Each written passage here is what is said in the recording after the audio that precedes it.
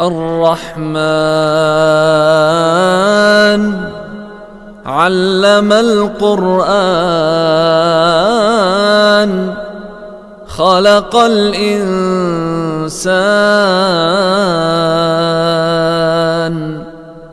علمه البيان الشمس والقمر بحسبان والنجم والشجر يسجدان والسماء رفعها ووضع الميزان ألا تطغوا في الميزان وأقيموا الوزن بالقسط ولا تخسروا الميزان والأرض وضعها للأنام فيها فاكهة والنخل ذات الأكمام والحب ذو العصف والريحان فبأي آلاء ربكما تكذبان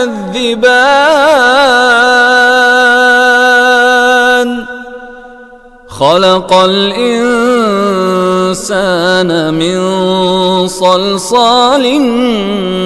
كالفخار وخلق الجان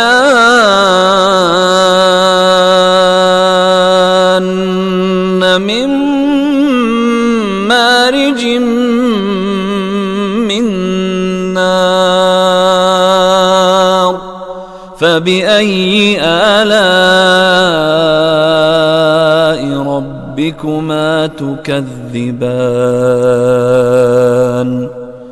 رب المشرقين ورب المغربين فبأي آلاء ربكما تكذبان مرج البحرين يلتقيان بينهما برزخ لا يبغيان فبأي آلاء ربكما تكذبان يخرج منهما اللؤلؤ والمرجان فبأي آلاء ربكما تكذبان وله الجوار المنشآت في البحر كالأعلام فبأي آلاء ربكما تكذبان كل من عليها فان ويبقى وجه ربك ذو الجلال والإكرام فبأي آلاء ربكما تكذبان يسأله من في السماوات والأرض كل يوم هو في شأن فبأي آلاء ربكما تكذبان سنفرغ لكم أيها الثقلان فبأي آلاء ربكما تكذبان يا معشر الجن والإنس إن استطعتم أن تنفذوا من أقطار السماوات والأرض فانفذوا لا تنفذون إلا بسلطان فبأي آلاء ربكما تكذبان يرسل عليكما شواظ من نار ونحاس فلا تنتصران فبأي آلاء ربكما تكذبان فإذا انشقت السماء فكانت وردة كالدهان فبأي آلاء ربكما تكذبان فيومئذ لا يسأل عن ذنبه إنس ولا جان فبأي آلاء ربكما تكذبان يعرف المجرمون بسيماهم فيؤخذ بالنواصي والأقدام فبأي آلاء ربكما تكذبان هذه جهنم التي يكذب بها المجرمون يطوفون بينها وبين حميم آن فبأي آلاء ربكما تكذبان ولمن خاف مقام ربه جنتان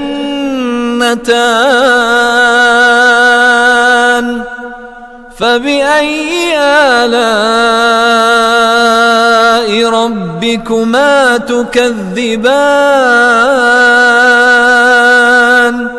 ذواتا أفنان فبأي آلاء ربكما تكذبان فيهما عينان تجريان فبأي آلاء ربكما تكذبان فيهما من كل فاكهة زوجان فبأي آلاء ربكما تكذبان متكئين على فرش بطائنها من استبرق وجنى الجنتين دان فبأي آلاء ربكما تكذبان فيهن قاصرات الطرف لم يطمثهن إنس قبلهم ولا جان فبأي آلاء ربكما تكذبان كأنهن الياقوت والمرجان فبأي آلاء ربكما تكذبان هل جزاء الإحسان إلا الإحسان فبأي آلاء ربكما تكذبان ومن دونهما جنتان فبأي آلاء ربكما تكذبان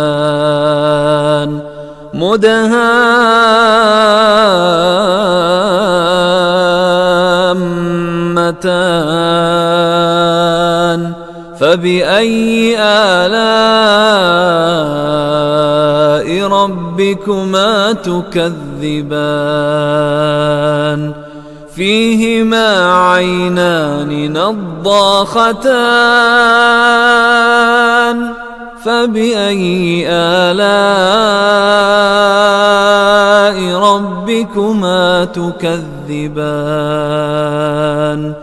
فيهما فاكهة ونخل ورمان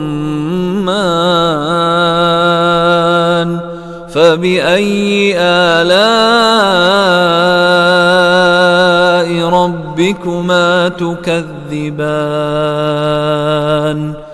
فيهن خيرات حسان فبأي آلاء ربكما تكذبان حور مقصورات في الخيام فبأي آلاء ربكما تكذبان لم يطمثهن إنس قبلهم ولا جان